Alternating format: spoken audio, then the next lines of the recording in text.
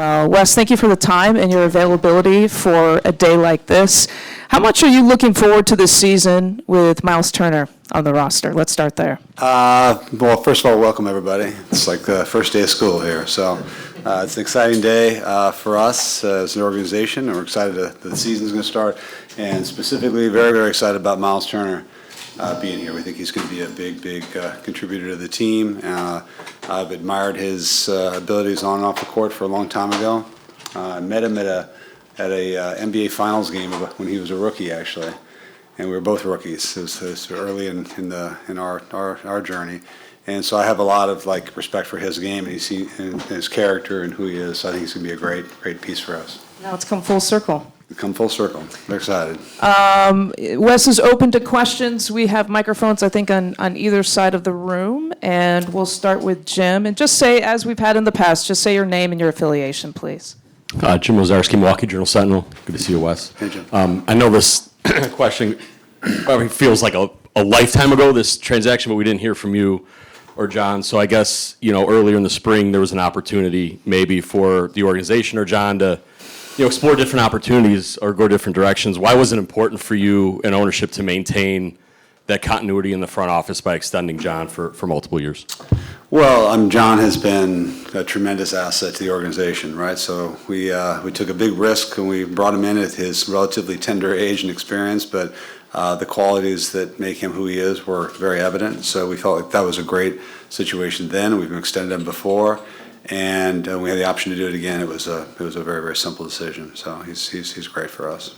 Maybe off that and spinning it into this offseason, was it always the intention for you and ownership to have him continue to build a roster around Giannis going into this season and going forward? Yeah, I mean, look, Giannis is one of the handful of the best players and basketball players on earth. So we're very fortunate to have him.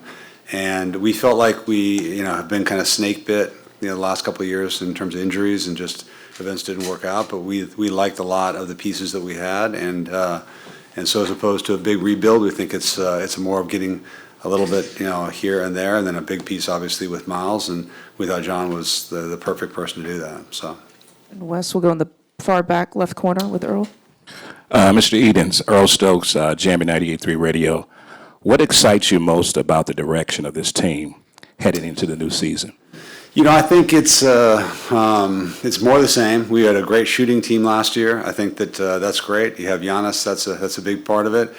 We thought getting younger and more athletic was something that was important to us. I mean, you watch the pace of play of the teams that are playing in June. There's a lot of commonality in terms of the nature of those teams. And so while we liked a lot of the things we had, we thought that with the moves that we've made, we've actually gotten younger and still retaining the character of the team. And these guys are all, kind of 1 year older, which is a good thing on some of our young shooters. So we're excited about it. Wes, to your right, over here with Eric. Eric Name, The Athletic. Wes, I guess anytime with Giannis, he always talks about wanting to compete for championships. I think as an owner, when you're paying the luxury tax here in the second apron, it's easy to say, well, this is our commitment. We're showing you our commitment here. Now that you're not doing that, your payroll's a little bit lower. How do you still get that point across to Giannis and have him believe in the vision of this roster?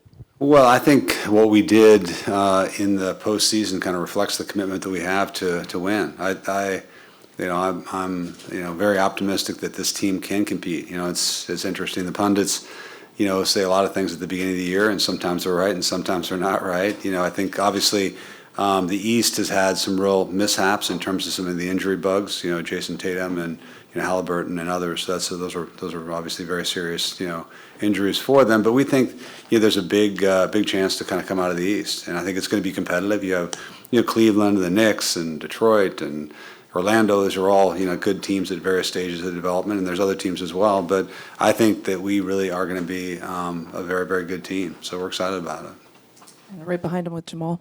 Hi, Jamal Collier from ESPN. Wes, just on the same Giannis note, what kind of conversations maybe you have with him throughout the summer as far as where his head's at and his commitment level to where you guys stand and as far as the ability to compete for championships going forward? Yeah, I mean, I had a great conversation with Giannis back in June out here, and he made it clear that he was very committed to Milwaukee. He likes being here. He likes his family being here. He thinks that the team is obviously Again, we've had some kind of bad fortune in these last couple of years in the playoffs, but there's a lot of positives. Obviously the move for Miles was a big decision for us. You don't stretch wave Damian Lillard, without a lot of introspection. I mean, Damian is obviously a tremendous basketball player. He's also a tremendous person. So on a personal basis, that was a really a hard decision. I think ultimately it's a good outcome in terms of where he's back in Portland and doing stuff. But that's great. But he's a very, very skillful player. But with him being, an Achilles tear and he's going to be out for a prolonged period of time. If we were really going to make the most of our opportunity with Giannis, we felt that we needed to do something substantial, and that's what we did. So we're excited about it. But these are hard decisions, obviously, you have to make. But they're all made with the intention of trying to compete for a championship. More in the middle of the room here with Steve. Just in regard to those conversations with Giannis during the offseason, was it any different, any more detailed than in previous off seasons, just because of the situation you were going off the third straight first round? No, it's really more a matter of intent. I mean, we don't put the players in a position where we talk about individual players to come or go. That would put them in a very awkward, inappropriate position. We would never do that. It's really more about talking about the intent that the organization has. Look at the investments that we've made in the last number of years. We have gone all in on lots of different occasions to try to put ourselves in the best position. A player of Giannis's caliber doesn't come along every day, but there's a lot more to this team than just Giannis. I mean, so we had great pieces to start with. Miles Turner is at the peak of his career, in our view, knock wood, and I think he's going to be an unbelievable addition with Giannis and the rest of the team. So, he was just focused that wanted to make sure that our intentions were to not to rebuild, but to try to put the pieces together to go back and compete. That's what we did, obviously. So I think that was consistent with what our conversations were with him. And in the back right corner with Jack. Yeah, Jack Maloney, CBS Sports. Just going back to Dame for a second, you mentioned how it kind of did work out for him. I'm curious, were those conversations you had in collaboration with him, or was that a decision you guys made independently? You had to make him independently. We knew that his heart is in Portland, Oregon, right? And so as a former Oregon Beaver, I was Oregon State Beaver. I can understand why he was so drawn to where his old situation, his family's back there, and everything else. But we didn't. Again, we would never talk to a player and bring them into a conversation about other players. I think that puts them in a very, very difficult and inappropriate position. So no, we didn't do that. But he is I got to know him a little bit as a person as well as a basketball player. He's a tremendous guy. And so, obviously we were devastated when he got injured, as he was, and I wish him nothing, but the best. So.